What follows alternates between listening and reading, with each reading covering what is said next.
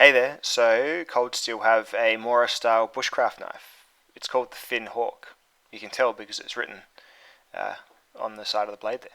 So unlike a lot of other instances, when Cold Steel got the bushcraft knife idea, they didn't sort of ultra beef it up and overdo it. They've just gone and made themselves like a over-molded handle Scandi style bushcraft knife that is more or less, very much a Mora knife. Really, there isn't a great deal of difference between this and other Moras, apart from a couple of little cool things. So they have gone and perhaps looked at what people want from, say, the lower end Mora knives, and they've gone and put those things on.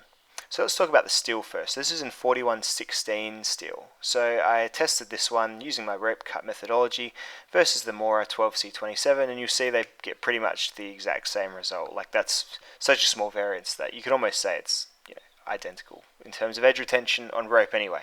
But that's just what I do on this channel here, so not the be all and end all, but there you go.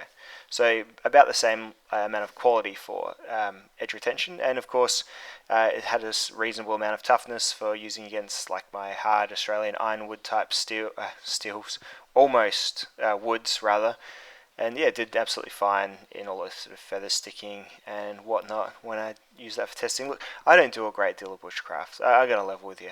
All I'll do when I get a knife that's kind of outside my specialty zone is just kind of test it in ways that I can sort of figure for review. So sort of against wood, against cardboard, all that sort of stuff. So just working through. So yeah, Cold Steel have they're selling this one at like a really decent price as well. They know they're competing directly with the Mora, and so they've made sort of a Mora but with just the extra stuff. So when you look at Mora's range, you see like the companion right there, right the way down the bottom in cheapness, and it's got just a very basic recipe. It hasn't even got the leveled off spine yet. You have to do that yourself, but it's still a really high value, well performing knife. What is that dickhead on the screen doing? So yeah, it's he's destroying the evidence before his wife finds he made a giant cardboard cock. That's what he's doing. So anyway, they've gone and got that sort of basic Mora in their sights and added a couple of extra features. So in terms of toughness, I did a needless battening test. This is not what the knife's designed for, but this is the wood that killed that first Vox rolled back in January last year. Not the new one. The new one lived, but look, it gets completely stuck. It gets completely belted around. Absolute disaster. But I'm not going for battening finesse here. I'm going for just strength test of the knife, and look, no problems whatsoever. Knife still shaves the wood, absolutely fine. Bit of an inspection here. Couple of little tiny knocks on the top and the bottom from where I was caning it with that batten, but really no bending, no warping. The edge is more or less fine. Yeah, it's probably not pristine anymore, but really that's a pretty good showing for a knife that's about the same build style as a Mora, like as in stick tang. Fairly thin blade. So yeah, good for knives. Good for overall resilience. The main thing I use these knives for, because they're cheap, is just general yard work. So I think my last Mora companion, or the one that's in this video, last time I used that heavily was to lay some carpet at my sister's house. Not carpet, lawn. Like when you buy the turf comes and you have to like put the lawn down, like living lawn. I used it to cut like the lawn squares up, and of course that process dulled it really quickly, but it was good. Like it was just fine for that, nice and light. You're not scared to use it because it only costs you $30. Let's look at it versus the other Mora, as well as the Holtifers GK, like the heavy duty Holtifers, which is the one at the bottom. That's a Mora companion above the Cold Steel knife. Look, another one you might want to look at that's kind of a slightly more robust version of this Cold Steel knife is the Mora Bushcraft Black, which it comes with a micro bevel and it's a little tiny bit thicker. That's it next to some other survival knives. So it's the A1 and the Boca Vox Roll below. So still very much in that lower tier of sort of everyday carry almost, or Scandi style whittling knives. That's the spines. It's slightly thicker than the Mora, about even with the others, and it's a fair bit thinner than like a standard survival knife like this Boca Vox Rolled. So I guess compared to the standard Mora, which is the one right above it, it had a couple of extra things. So it's got that extra bit of thickness, and it's got a sharpened spine, so you can throw sparks for days.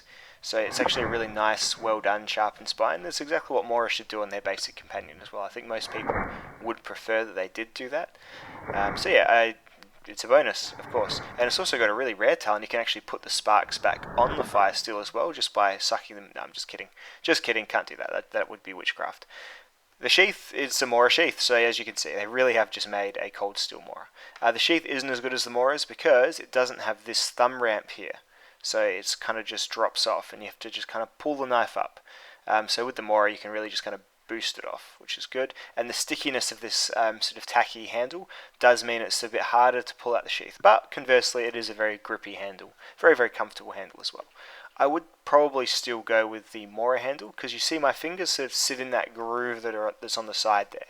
And that's a comfy enough groove, but I think it adds a little bit of narrowness to the handle that I would prefer be replaced with kind of a barrel-like roundness that the Mora handle has.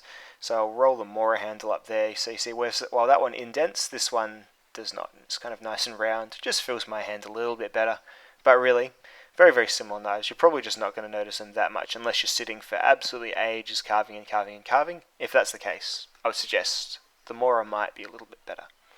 So yeah, I'll probably run some specs after the actual video is done. But yeah, it's essentially like one of those Mora style knives. You can buy like Barco ones at your hardware store, or even King Chrome ones. Cold Steel just made their own. They've used a pretty decent steel, like a decent stainless, which is going to hold about as long as the Mora's. And there's really nothing particularly wrong with this knife whatsoever that I can pick. It's well priced, it's well made, the steel is good, it's well ground. This one was sent to me by Journeywind Junk, so check out his, he's a blogger, he does like written reviews, so check him out. Thanks man.